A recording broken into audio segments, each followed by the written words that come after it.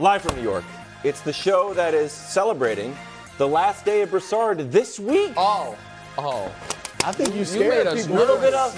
That made me nervous. Load management. Oh, yeah, I'm going to criticize. True. Well earned. Well, he said I teased LeBron, so we can only take this so seriously. Let's take it 100% seriously. Well, I think it's interesting because as I've watched LeBron throughout his career, and obviously marveled at the great things he could do, I've often said to myself and to others, imagine Karl Malone doing the things LeBron does. Because they're the same size. They are listed, both of them, at 6'9", 250. So imagine Karl Malone running the point, leading the league in assists, shooting threes, guarding the opponent's point guard. Like all of that stuff, that's what we're watching with LeBron James. Now, here's the thing. And again, Rich is partially joking, but it sounds so disrespectful. To the guy that is the third leading scorer ever, to the guy that is the seventh leading rebounder ever, I would have, you know what sounds better? If LeBron had not had otherworldly athleticism, he would have still been Karl Malone. But sometimes the truth hurts, you know? I don't know that it's the truth. Because LeBron's not the rebounder. That's the only Malone's been. LeBron is like you said, not the rebounder, doesn't like playing inside as much. Now, I wish he did. And maybe he would if it wasn't the athlete. Here's the thing. He should, because it could take his game to a whole nother level. I'll give you this. Finish this up. Sure. At 41, 42, he could be the late level Karl Malone. Late level. So I don't like the guy. The year before that, Malone was like 20-8 for a Utah team that he led to the playoffs, got bounced in the first round. But that type of guy at 41, 42. Okay, so LeBron's 38 right now. He turns 39 in December of next year. So you're talking about like 3 years from now. 41. Yeah, you're talking about a few years. So here's the thing. This is a little insulting to LeBron. Okay. It's a little insulting. Insult him a little bit, Rich Paul. And here's why. Not to Malone. No, not to Malone. Karl Malone is, I think most people would consider, without a doubt, one of the 25 greatest ever, and probably in the top 20. Ekes in, but it's getting harder and harder. As you know what I mean? A lot of people put Jokic in the top 20 people. Whenever you put someone in, someone falls out. So I also don't think it's fair to do entire career comps or things like this because Malone did play. You know, we saw the very end of Malone. So here's what I've done here. I would like to show you a blind reveal, and I will give you a hint. Hold on. I will. We can show it to you, but here is what is useful. It is. If we can put it up. It is 2 years for both players. It is Karl Malone's 2 MVP seasons, so arguably his best 2 seasons, and it is LeBron's last 2 seasons, arguably the worst LeBron. Yeah, he is a better rebounder, and that's it. And so it is hard to find, Brew. It is hard to find the comps because we didn't see old Magic. We don't know what he would have turned into. For about we saw but that wasn't fair. That was old right, after a 4-year layoff. We didn't see old Larry really, because his career didn't go on as long because his back went out on him. We saw old Michael, but that was again after a long layoff. So we haven't found the right guy, the most similar to LeBron. He probably was it. Except for Malone. And the point that I am making is old LeBron, year 19 and year 20 LeBron. Don't say it. Wait a minute, Brew. Hold on a second. How can I? What do you not want me to say? That old LeBron is as impactful as MVP Karl Malone? Yeah, that's what I will say. I will say that. Brew, you're arguing. What is the argument against it? Here's the argument against it. You can't just throw up a bunch of numbers and say a guy's just as good. I test. He was going to win the scoring title. LeBron is not nearly the defender right now that Karl Malone was as an MVP.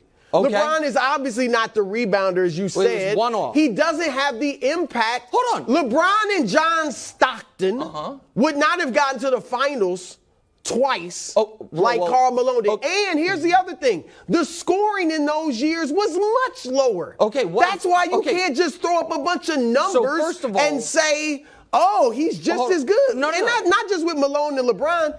With players from different eras, you can't just do that. I know you can't just do that, but there is some contextualizing that has to be done, but you can't totally overlook. You can say that Malone's defense is far better. I don't think Malone's defense, his second MVP year, was far better than what LeBron did this year, but that's fine. His second MVP year was, for the record, 99. They didn't go to the finals that year. Right. That was the lockout year. But set that aside. And totally disregard that it is a 10-7 round in playmaking and passing. That's fine. Well, that's a massive part of impact on a game. And I agree. How much impact did LeBron have this past year? He scored 40 in Game 4, and they got swept. Yeah, Brew, you say that as if that is an indictment on him. It is just and you know how great I think LeBron is. It is so disrespectful to say this LeBron James we just watched is as good as Karl Malone as an MVP.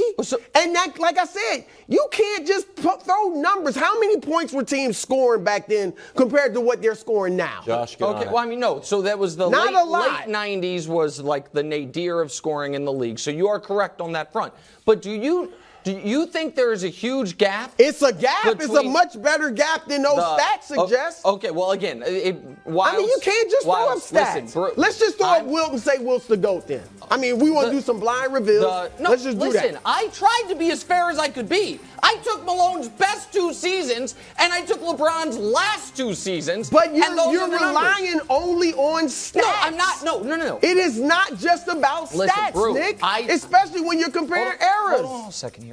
I am not relying just on stats. You are! No, that is a part of the argument. I can't put on the screen my feelings, emotions, thoughts. We're doing that. Also, Wildes, I thought Brew was a facts guy. I mean, so I tried to bring some facts. I am a facts guy. Did you bring what guys were? Did you bring what teams were scoring in that time? Again, I said it. I don't know. I do not have the per game numbers. Because when they were playing the Bulls in the finals, I know they were scoring about 80 to 90 points. Correct. Now they're scoring 120 points. And I'm not even holding Malone's playoff stuff against him in this. All I am saying is that what we have seen from LeBron the last couple years, I think Rich Paul is 100% correct. That if LeBron is more stationary and can do less as far as flying up and down the court. Well, that was a big part of Karl Malone's game. Flying up and down the court, getting those layups from John Stockton. Not late stage Malone, but sure, yeah, early on. That's fine. But regardless, do you not, I feel like you've said this, that if LeBron went to just being a traditional forward and went there, he could lead a team in scoring, not control the offense, and do that. That sounds a younger LeBron. And I mean, he did it last year. Right now. But he didn't have the impact that Karl Malone had in his now, if we're talking later Karl Malone, fine. I'm talking about, and you threw up stats from Karl Malone in his prime. I threw up stats from Karl Malone in 1997 when he was going through Olajuwon, when he was going through David Robinson, and guys like that. Well, this LeBron we just saw could have done that. They didn't even give Jokic a series. I understand. Or was it a close sweep? Hold on. No, but again, hold on. Just to be fair, that is not what the 97. The audience doesn't care. 97 and 99, he was not going through Olajuwon. He's not going through Robinson. He was getting beat in 99, I believe, by the Spurs. And in 90. Well, so you're talking about later Karl I'm talking Malone. about the 2 years he won MVP. I'm talking about when he won MVP, which was not 1988 when he's flying up and down the court. It's 97 and 99. That's when he won MVP. You probably voted for him. I'm just saying when he did it. Josh has a stat. Thank you, Josh. Yes. Still employed. Yeah. The Jazz average less than 84 points in both finals. But those weren't the playoff numbers, and that's not the finals. What are we talking about? Well, Josh, I love you. That's Thank not you, helpful. Josh. Those were Excellent regular season numbers, not the finals. It couldn't have been that much higher. Yeah, but they weren't averaging 120. It was probably 100, right. And Malone's and they weren't shooting threes like they do now. That was where I was fair. I didn't even include Karl Malone's 8% for three-point percentage. He shot 8% and won MVP. How many threes did he shoot? Not many, but it was like 12% in his career. Or 8%. I don't even know if he shot 100 threes. Well, he shouldn't if he's shooting 8%. Yeah, I mean, exactly. It's not LeBron's fault. He shoots 35%. Listen, I happen to agree with Rich. You know That's what? all. If Rich agreed with you, he wouldn't have said, I teased LeBron. Well, he'd say, you know what, yeah, LeBron, even as not as athletic, could be Karl Malone. Hold on, wait a second. He agrees with me because he is teasing him because it is insulting. He's like, I tease him like, hey, man, like he's knocking him. That's what he's doing. That's what teasing that take was insulting to Karl Malone. As great as LeBron is, come on, that's just disrespectful. Is it? No, yeah. Do it again. Okay, go ahead. That segment plays in any era. We'll find a way to keep we'll talking LeBron. LeBron's last 3 years. Are we gonna give me any credit For what? for having this story before Rich? That he's told you back. yesterday that he was back. I called you Walter Cronkite. Told you yesterday that he was He's back, back. and you guys laughed at me. I mean, that happened. Yeah, we did laugh. You laughed, and then Rich. Because, like I said, there's not an organism on the planet that thought LeBron wouldn't come back. LeBron has played 180 games and missed 80 games. So Yeah. I know there's a lot of optimism coming from Rich, but he's not exactly Cal Ripken in the last few years. Sure. Also because Cal Ripken played baseball. Yeah. Great point, though, Wildes. About baseball? Well, about the injuries and Well, baseball. yeah, I mean he's been hurt, and some of these games I would say he was less than 100%. less than 75%. Go ahead, bro. I'm going to say, despite your numbers, 3 more years, max 4 more years. That's a lot. That's a right? long career. And the reason I'm saying 3 is because we know he wants to play with Bronny. So that would be that's 2, right? And so maybe Bronny, we'll see if he comes out after 1 year. It's a minimum of 2 to have any shot of playing Right. with Bronny. So That's maybe he plays. He comes. If Bronny comes in, maybe after his junior year, or now he's with 3 years from now, LeBron maybe would have a ceremonial run with Bronny or something like that. I don't even know if he played the whole year. But this is what I think is going to be the biggest challenge for LeBron. Not being the best player or even in the conversation on the floor. His entire basketball and really football life, he was the best player on the field or the court, or at least in the conversation. Like now he's still in the conversation. Yep. And so to go from that's all you've known, to go to being just kind of another guy out there, I think that's going to be incredibly difficult. But you went through that at the rec league. You brought that up a few weeks ago. It's tough. It's not easy to do. I belong here. So that's what I think will be the biggest challenge for LeBron. So I'm saying three years. So this is, I think 3 years is interesting because the guys, the all-time legends who have played all-time legendary length of careers, the ones I pulled are Kareem, Kobe, and Karl Malone once again. They all had one thing in common. They played 3 more years after they made their final All-NBA team. So if All-NBA, you know what I mean, is a good barometer for are you still able to be the best player on the court on any given night, even if you're not the best player on the court every night. Kareem played 3 more years after that. Malone played 3 more years after that. Kobe played 3 more years after that. So there's no LeBron in the last 2 years, each of the last 2 years with the Lakers, averaged more points per game than he averaged at any point since he was 25 years old. Mm-hmm. So with him still being at this level 20 years in is not what any of us expected. Is not what even the most ardent LeBron James supporters, nobody thought that was going to happen. If he just duplicates this past year, next year, where he's All-NBA, he's around 30 a game, he suffers 1 injury, plays, call it around 60 games. Well, if he plays 60, he won't be All-NBA. Oh, you're right. I forgot about that. That's a good point. The thing. I do think there'll be some type of injury. Sure, the All-NBA stuff, but that's, I guess, a new qualifier. But All-NBA level. All-NBA level. Because I agree. I do not think LeBron is going to stick around if he is, you know what I mean, the 8th best guy on the court most nights. But we have seen a significant drop from peak LeBron. And then it has basically stayed there. I didn't see a drop between LeBron this year and LeBron last year. I don't know if you did. I thought it was wasn't impacting the game the way he once did, but still was able to do it. So I don't know, man. I feel like 5 years is not impossible. I think it's just a question of does he even want? Would he want to play that long? I think a lot of it does depend on does he play with Bronny? Yeah. And is that fun for them? We've talked about the downsides to that, all of that. What if it goes the exact way he's envisioning it? I'm going to play. He's going to be a budding, guy they're invested in. I'm going to help guide him. We're going to be on a good team. We're going to win. If that happens, then I think he'd probably be the most fun he's ever had in his life playing basketball. I wonder how many. You hear these stories of like, hey, when did you know you were done? And a lot of guys don't say it's this long arc. It's like one moment. Like I tried to guard somebody and they cooked me and I knew I was done. To see, remember when we had that video, it was all the rookies saying they wanted to dunk on LeBron? If he's got a target on his back and guys are coming at him and he has a few times getting dunked on, I think it would be more immediate than sort of long-term philosophical, I'm done. I remember the moment for Dr. J. I think Connor something dunked on him. And he's and like, that was I'm out. it? Well, it was it for me. I said, Doc, he's got to go. And he retired. Yeah, I think the next year he ended up retiring. Let's take a look at the title odds. Boston still at number 1. Also, when's Jalen's deal coming, by the way?